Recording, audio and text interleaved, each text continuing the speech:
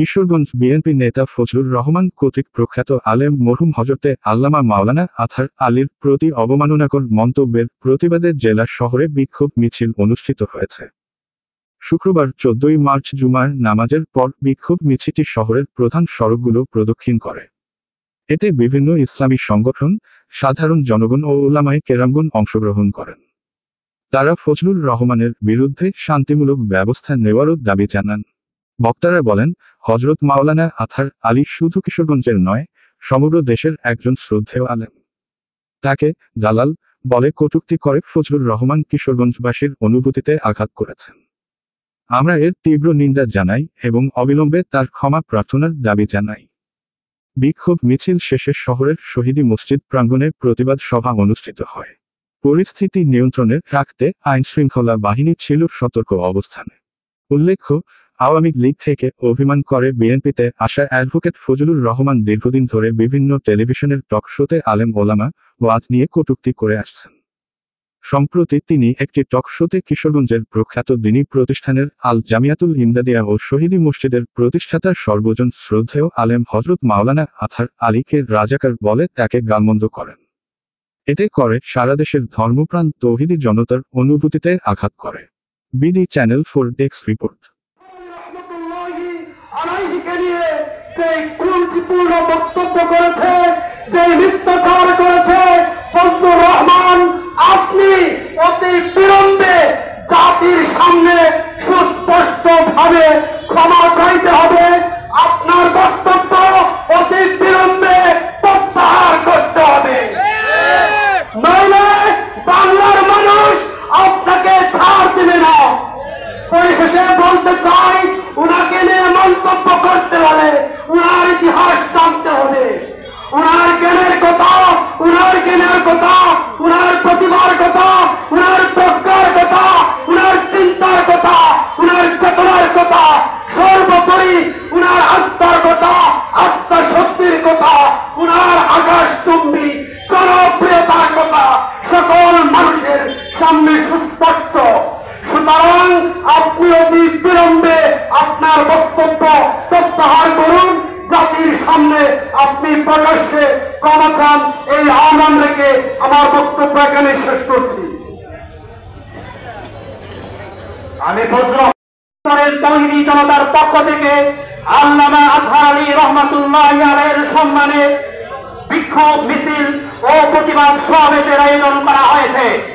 আমি আপনাদের সামনে আল্লামা আতহার আলী রহমাতুল্লাহি আলাইহির জীবন, ঐতিহ্য এবং সংস্কার সম্পর্কে গোটা দাগে কয়েকটি বিষয় আপনাদেরকে আবারও স্মরণ করিয়ে দিতে চাচ্ছি। সংগ্রামী সহযোদ্ধা ভাই ও বন্ধুগণ, আপনারা জানেন এই উপমহাদেশে ইংরেজরা শাসন করেছিল, ব্রিটিশ উপনিবেশ ছিল। তারা আমাদের উপর কতটা নির্যাতন করেছিল, নির্যাতনের শৃঙ্খল চালিয়েছিল, তা আপনারা ইতিহাসের পাতা থেকে জেনেছেন। সংগ্রামী সহযোদ্ধা ভাই ও বন্ধুগণ, ইংরেজ বিরোধী আন্দোলনের অন্যতম অগ্রনায়ক, অগ্রসেনানী যারা আছেন, তাদের মধ্যে অন্যতম ব্যক্তিত্ব হলেন আপনার আমার হৃদয়ের স্পন্দন আল্লামা আতহার আলী রহমাতুল্লাহি আলাইহি। সংগ্রামী সহযোদ্ধা ভাই ও বন্ধুগণ, ইংরেজ শাসন যখন এই উপমহাদেশ থেকে বিতাড়িত হচ্ছিল, তখন এই উপমহাদেশকে আবারও কিভাবে হিন্দুয়ানি সভ্যতায় সংস্কৃতিতে মুসলমানদেরকে জবাই করা যায় সেই পরিকল্পনা চলছিল।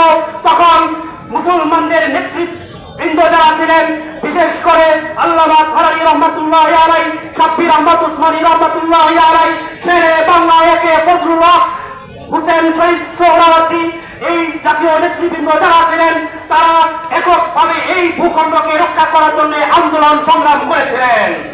তাদের এই নিরস প্রচেষ্টার মাধ্যমে 47-এ মুসলমানদের এক সুন্দর আবাসভূমি এই ভূখণ্ড আমরা আমাদের নেতৃত্বে আমরা হাতে পাই। সংগ্রামী সহযোদ্ধা ভাই ও বন্ধুগণ, আরেকটি ইতিহাস আপনাদের সামনে বলছি, সেটা হলো আজকের সিলেট বিভাগ নিয়ে যখন 47-এ ভাব চলছিল, তখন সিলেট কি ভারতে থাকবে নাকি মুসলমানদের এই ভূখণ্ডে থাকবে, এ নিয়ে যখন ষড়যন্ত্র চলছিল, তখন আপনার আমার প্রিয় নেতা আল্লামা আতহার আলী রহমাতুল্লাহি আলাইহি এবং আমাদের সুরাকিয়া ঐতিহ্যবাহী সুরাকিয়া ঈদগাহ তৎকালীন ইমাম সাহেব হযরত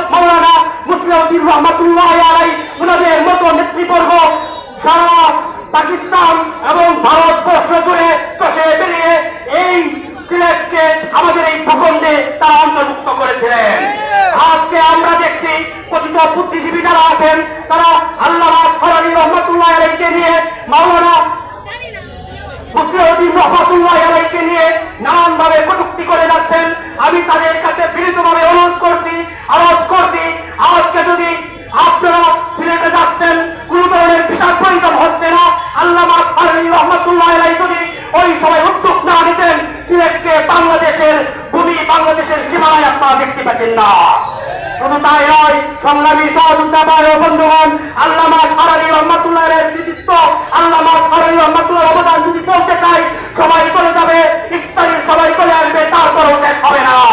আমি শুধু আপনাদেরকে বলছি, 1952 সালে আমাদের এই পাইবত নগরে যখন একটা জমিয়ত উলামায়ে ইসলামের এক কনফারেন্স হয়েছিল, অন্যদিকে যখন ভাষা আন্দোলন হয়েছিল, তখন আল্লামা ফরানী রহমাতুল্লাহ আলাইহি বাংলা ভাষাকে এই অঞ্চলের, এই প্রখণ্ডের রাষ্ট্রভাষা হিসেবে যেন স্বীকৃতি দেওয়া যায়, তিনি সেই দাবি সর্বপ্রথম উত্থাপন করেছিলেন।